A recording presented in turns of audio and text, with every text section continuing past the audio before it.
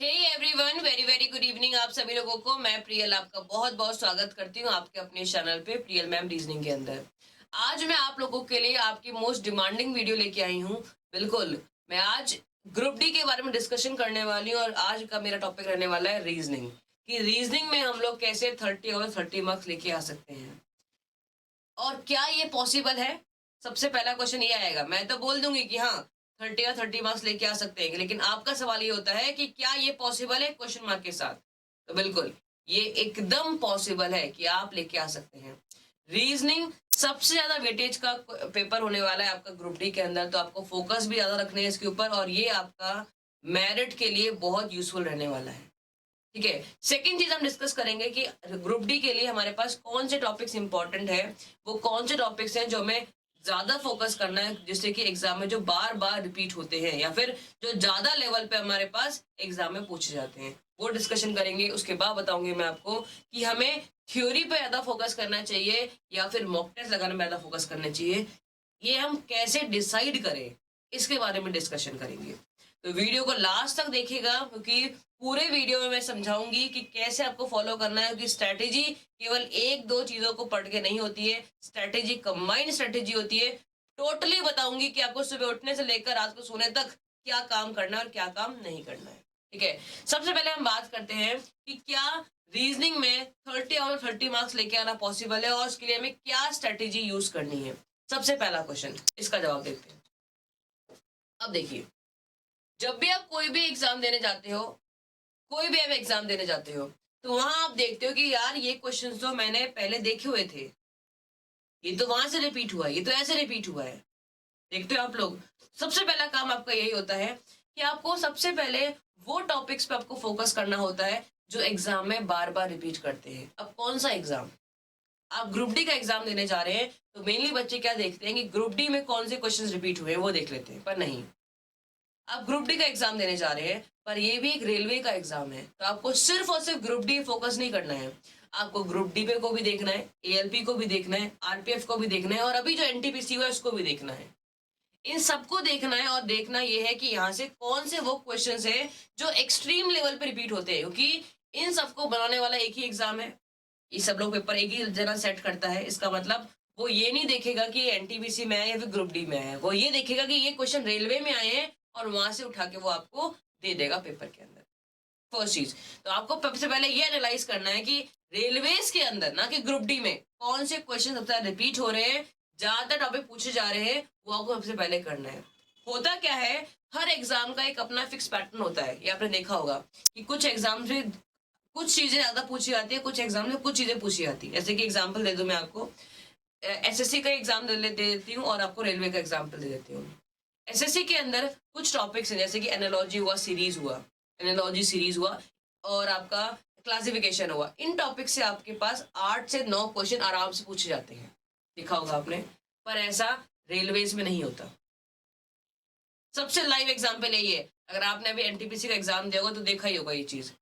CGL के अंदर classification, analogy, इन सबसे क्वेश्चन एक्सट्रीम लेवल पूछे जाते हैं, पर ऐसा यहाँ पे नहीं होता है। तो इसका मतलब हमें रेलवेज का पहले पैटर्न समझना पड़ेगा, आखिरकार इसका पैटर्न क्या है, उसमें पूछा क्या जाता है। तो डिस्कशन कर लेते हैं उन टॉपिक्स की जो बार बार रेलवे में पूछे जाते हैं और आपको शायद ये आइडिया भी नहीं है कि कौन से टॉपिक से ज्यादा सा सवाल बनता है। अब देखिए, ये है पेपर एनालिसिस। ये पेपर एनालिसिस है रेलवे का, पूरे के पूरे एग्जाम्स का। अगर आप आरपीएफ की बात कर ले, एएलपी की बात कर ले, ग्रुप डी की बात करें, एनटीपीसी की बात करें, ये एक पेपर एनालिसिस है। इस पेपर एनालिसिस के बाद क्या देखा गया, जरा ध्यान से देखिएगा कि वो टॉपिक्स, मैंने 5 टॉपिक्स लिखे हैं जो एक्सट्रीम लेवल पे एग्जाम में आते हैं, रेलवेज के एग्जाम में स्पेशली एक्सट्रीम लेवल पे। मतलब ये मान लीजिए 10 से 12 नंबर आपका इन्हीं टॉपिक से कवर हो जाएगा। क्या क्या टॉपिक्स है, स्टेटमेंट, तर्क और मान्यता है। स्टेटमेंट में आर्ग्यूमेंट है, अजम्पशन टॉपिक बहुत ही फेवरेट टॉपिक है। अगर आप मानेंगे नहीं, एक एक सेट में 5-5 सवाल भी आए गए हैं, एक एक सेट में। इतना ज्यादा इंपॉर्टेंट ये आपके लिए टॉपिक है। सेकेंड चीज है सीरीज। सीरीज में ये नंबर सीरीज को ज्यादा फोकस नहीं करता है, नंबर सीरीज को ज्यादा पसंद नहीं है, पर सीरीज में ये फिगर सीरीज को बहुत फोकस करता है। फिगर सीरीज बहुत फोकस करेगा। आपके पास किसी किसी सेट में 2-2 क्वेश्चन भी आपके आए हुए हैं इस टॉपिक से, और हर बार क्वेश्चन यहाँ पे आते ही आते। नेक्स्ट चीज है डेटा सफिशिएंसी। डेटा सफिशिएंसी तो एक ऐसा टॉपिक है जो बाकी एग्जाम्स में ना के बराबर आता है, फिर आता ही नहीं है। पर यहाँ पे ऐसा है कि यहाँ पे 2-2 सवाल भी पूछे गए इस टॉपिक से, जो मैक्सिमम बच्चे छोड़ के आते हैं। कभी 2, कभी 3, बहुत एक्सट्रीम लेवल पे टॉपिक आता है। नेक्स्ट है वेन डायग्राम। वेन डायग्राम में भी लॉजिकल वेन डायग्राम, जो गोले बना के हम करते हैं ना, ऐसे वाले गोले जो बनाते हैं, ऐसे गोले जो बनाते हैं, ऐसे गोले वाले जो क्वेश्चन है वो आपके वेन डायग्राम में बहुत ज्यादा पूछे जाते हैं रेलवेज के एग्जाम में। नेक्स्ट है आपके पास फिगर काउंटिंग। फिगर काउंटिंग का जो चेंजेस होना शुरू हुए हैं वो रेलवे से ही हुए हैं, और आरपीएफ वो पहला एग्जाम था जहां पे वेराइटी ऑफ क्वेश्चंस देखने को मिले थे फिगर काउंटिंग के अंदर। पहले मेनली ट्रायंगल्स पूछे जाते थे, लेकिन आरपीएफ का एग्जाम जब से हुआ है उसके बाद लाइंस, वो भी अजीब और गरीब लाइंस पूछी जाती हैं, सर्कल्स पूछे जाते हैं, ट्राइंगल्स पूछे जाते हैं, स्क्वायर, रेक्टेंगल, 3D फिगर्स, ये सब कुछ जनरेट जो हुआ था वो फिगर काउंटिंग आरपीएफ के एग्जाम जनरेट हुआ था। और आरपीएफ के बाद हमने एएलपी में ये चीज देख ली कि भाई खतरनाक क्वेश्चंस आपसे फिगर काउंटिंग से पूछे जा रहे थे। तो अगर आप नोटिस करोगे, अगर आप इस चीज को नोटिस करोगे तो ये वो टॉपिक्स हैं जो एसएससी हुआ, सीजीएल हुआ, सीपीओ हुआ, इन सब एग्जाम्स में बहुत ही कम आते हैं। ये टॉपिक ना के बराबर आता है, ये टॉपिक ना के बराबर आता है। डेटा सफिशिएंसी तो प्री में आएगा नहीं आएगा पता ही नहीं है, ठीक है। फिगर काउंटिंग का आएगा तो एक साल मुश्किल से आएगा, वो भी इजी सा ट्रायंगल पूछ देगा, और ज्यादा नहीं पूछता वो। तो सबसे पहले हमें समझना ये था कि आखिरकार रेलवेज में वो कौन से टॉपिक जिनको हमें ज्यादा ध्यान देना है। होता क्या है, मुझे मान लो मुझे एनालॉजी पसंद है, तो मैं एनालॉजी पे इतना फोकस करती हूँ, इतना फोकस करती हूँ कि मैं जान लगा देती हूँ उसमें, और जबकि रेलवे तो वो टॉपिक आता ही भी बहुत कम है। क्या मतलब है उसको इतना पढ़ने का। स्टेटमेंट के क्वेश्चन, आर्ग्यूमेंट, असम्पशन बहुत पूछे जाते हैं, बहुत पूछे जाते हैं, पर मैं प्रैक्टिस करती नहीं हूँ क्योंकि मुझे पता है एक आध सवाल आएगा तो क्या दिक्कत है। पर नहीं, आपको पूरा एनालिसिस होना चाहिए कि कौन से टॉपिक से कितने क्वेश्चंस आपके एग्जाम में पूछे जाते हैं और कौन सा सबसे ज्यादा इंपॉर्टेंट टॉपिक है जिसपे हमें ज्यादा समय इन्वेस्ट करना है, कि जिससे कि यहाँ से कुछ भी दिक्कत नहीं होनी चाहिए। ये वो टॉपिक्स है। जब आप इन टॉपिक्स को रगड़ के पढ़ लेते हो तो आपका बहुत 50% मान लीजिए आराम से कवर हो जाता है। 50 नहीं तो 40% तो कवर होता ही होता है। इसके बाद आपको रिमेनिंग टॉपिक्स देखने हैं। रिमेनिंग टॉपिक्स क्यों देखने हैं, क्योंकि हमें पेपर में 30 में 30 मार्क्स करने हैं। केवल इंपॉर्टेंट से सिलेक्शन नहीं होता है, इंपॉर्टेंट से मेरिट में आ पाओगे। ये रिमेनिंग टॉपिक तो हर बच्चा करेगा, हर बच्चा करेगा। 1 करोड़ का 1 करोड़ बच्चा इन टॉपिक्स करके जाएगा। पर अगर आपको स्पेशल बनना है, आपको 1 लाख बच्चों में आना है, सिलेक्शन में आना है, तो आपको पहले ये टॉपिक्स पढ़ने पड़ेंगे। ये आपको बताएगा कि आप 1 लाख में आते हो या नहीं आते, कि बाकी को नहीं पता। ये बताना मत किसी को भी, ये बाकी को नहीं पता है, ये आपको पता है, ठीक है। इसके बाद लास्ट में हम बात कर लेते हैं किस चीज की, कि हमें मॉक टेस्ट देना चाहिए, हमें थ्योरी पढ़नी चाहिए। सबसे इंपॉर्टेंट क्वेश्चन है ये है, और मैक्सिमम बच्चे इस बात पे कंफ्यूज भी है कि थ्योरी पढ़े या मॉक टेस्ट दे। आपको मैं एक खुलाम चैलेंज देती हूँ। चैलेंज क्या है, आप ग्रुप डी के 3 टेस्ट दीजिए।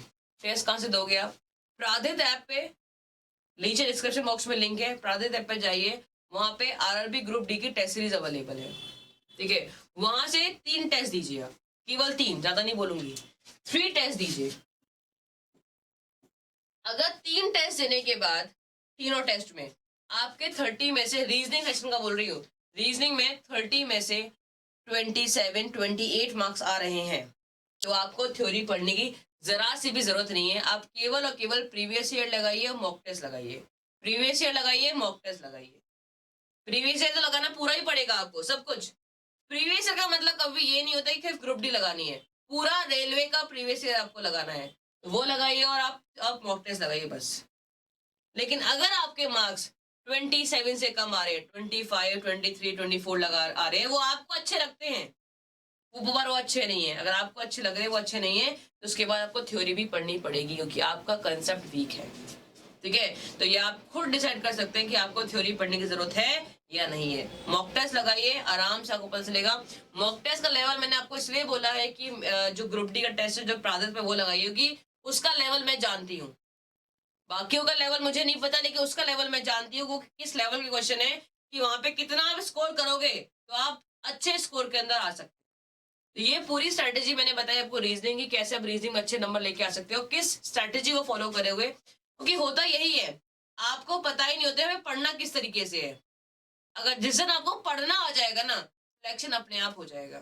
तो ऐसे ही मैं स्ट्रेटेजी आपके सामने मैथ्स की भी लेके आऊंगी, जीके की भी लेके आऊंगी और साइंस की भी लेके आऊंगी कि वो कौन से इंपॉर्टेंट टॉपिक्स हैं जो रेलवेज में एक्सट्रीम लेवल पे पूछे जाते हैं और आपको सबसे पहले किन टॉपिक्स पे ध्यान देना है। ठीक है, आई होप आपको वीडियो अच्छा लगा होगा। शेयर कीजिए अपने सभी दोस्तों को। जो बच्चे नए हैं, पहली बार जुड़े, सब्सक्राइब कीजिए, लाइक का बटन जरूर दबाइएगा। Bye bye, take care and subscribe कर लीजिएगा बाकी वीडियोस के लिए, क्योंकि लगातार वीडियोस आने वाली है। ग्रुप डी को हम इस बार छोड़ने वाले नहीं है। बाय बाय, जय हिंद, जय भारत।